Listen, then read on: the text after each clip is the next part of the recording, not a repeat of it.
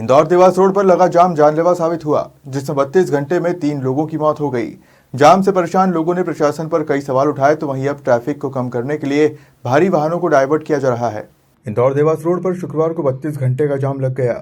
8 kilometre के इस जाम में 4000 गाड़ियां फंसी थी। इस दौरान 3 लोग इंदौर के कमल पांचाल, शुजालपुर के बलराम पटेल और गारी पिपलिया गांव के संदीप पटेल की मौत हो गई।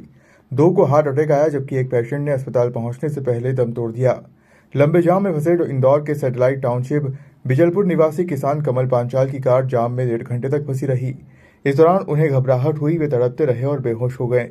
कमल को देवास के एक प्राइवेट अस्पताल ले जाया गया, जहां डॉक्टरों ने उन्हें मृत घोषित कर दिया।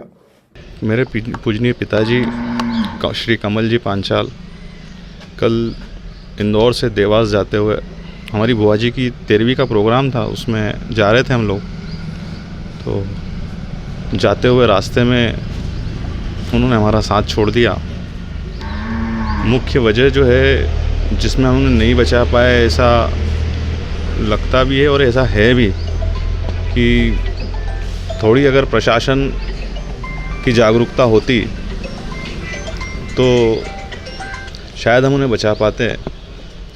क्योंकि जो मांगलिया से अर्जुन बड़ौदा तक जो जाम की स्थिति है, पिछले लगभग 10 दिनों से मीडिया अच्छे से कवर कर रहा है उस चीज़ को, लेकिन प्रशासन तक वो चीज़ पहुंच ही नहीं पा रही है। समझ नहीं आ रहा है कि प्रशासन कितनी गहरी निंद्रा में सोया हुआ है। आज हमारे पिताजी हमें छोड़ के चले गए, साथ इस घटना से हम उभरे भी नहीं थे कि 2 घंटे बाद एक और न्यूज़ आती है कि किसी 2 परिवारों में और भी उनके परिवार के मुखिया उनको छोड़ के चले गए। तो ये बहुत ही शर्मनाक, प्रशासन के लिए बहुत ही शर्मनाक स्थिति है। और जो आला अधिकारीगण हैं, जो ठेकेदार है, उनकी स्पष्ट लापरवाही दर्शाती है। मैं कहना चाहूँगा प्रशासन से भी और आला अधिकारीगण और जो ठेकेदार है कि अपनी जिम्मेदारियों का पूर्ण निर्वाह करें, जिससे सामान्य नागरिक जो परेशान हो रहे हैं, 25-25 घंटे 20-20 घंटे जाम में फंस रहे हैं, उससे बाहर निकल पाएँ। और ये जो घटना हमारे साथ हुई है, आगे आने वाले भविष्य में किसी के साथ ना हो। हम करीब लगभग 1.5 से 2 घंटे जाम में फंसे रहे। जब बीच में उन्हें घबराहट और बेचैनी महसूस हुई, तो हमने कोशिश की कि जाम से निकलने की कोई व्यवस्था मिल जाए हमें, जिससे हम जाम से बाहर हो पाएँ, तो जिन्हें उनके तत्काल उपचार दिया जा सके।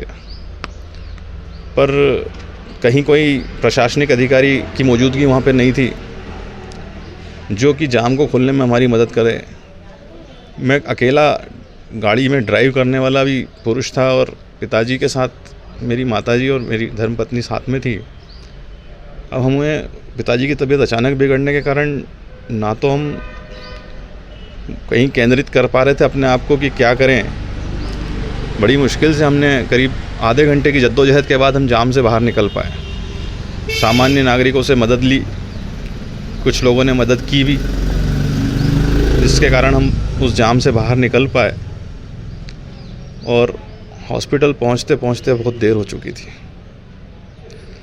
डॉक्टरों को ने प्राथमिक उपचार देने की कोशिश की, लेकिन जब टेस्ट किए गए तो पता चला कि अब वो हमारे साथ नहीं है। पूर्णतः प्रशासन, आला अधिकारीगण और ठेकेदार की पूर्ण लापरवाही साबित होती है, और यही इस घटनाक्रम के लिए जिम्मेदार भी मैं मानता हूँ। वहीं इंदौर देवास पर जाम की स्थिति को लेकर कलेक्टर आशीष सिंह ने कहा कि इंदौर उज्जैन रोड के निर्माण के चलते ट्रैफिक बढ़ गया है, जिसके चलते अब भारी वाहनों को डायवर्ट किया जा रहा है। देखिए, बाईपास पे जो स्थिति 2 दिन से निर्मित हुई है, जिसमें ख़ास तौर पर जो जितना भी ट्रैफिक इंदौर उज्जैन रोड चूँकि बन रही है और हमारा मांगलिया वाली रोड पे जो फ्लाईओवर बन रहा है, उसकी वजह से एक तो ट्रैफिक बढ़ा बाईपास पे, और जितना मजबूतीकरण होना चाहिए था सर्विस रोड का, उतना NHAI के द्वारा नहीं किया गया, जिसकी वजह से ये स्थिति निर्मित हुई है। चूँकि गड्ढे भी हो गए हैं और ट्रैफिक भी बढ़ा है।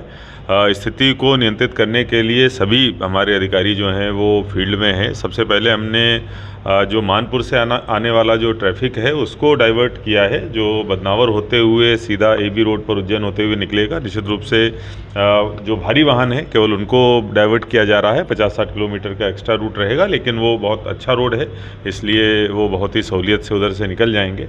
इसके अलावा जो इंदौर से जनरेट होने वाले भारी वाहन हैं उनको भी आज से जो डबल चौकी वाला रूट है उसको देवगुराड़िया से डाइवर्ट किया जा रहा है भारी वाहनों को, जिससे कि इस रूट पर और थोड़ा दबाव कम हो सके।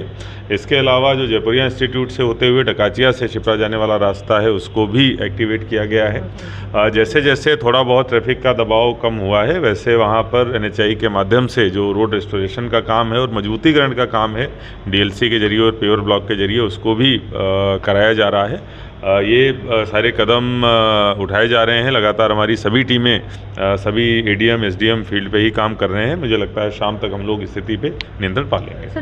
देखिए, 2 इस प्रकार के जो घटनाएं हैं रिपोर्ट हुई थी और निश्चित रूप से दुखद है और इसीलिए हमारे सारे अधिकारी फील्ड में हैं। बहुत जल्दी ही स्थिति को नियंत्रण में लाने का हम लोग प्रयास कर रहे हैं। अगले 2-3 घंटे में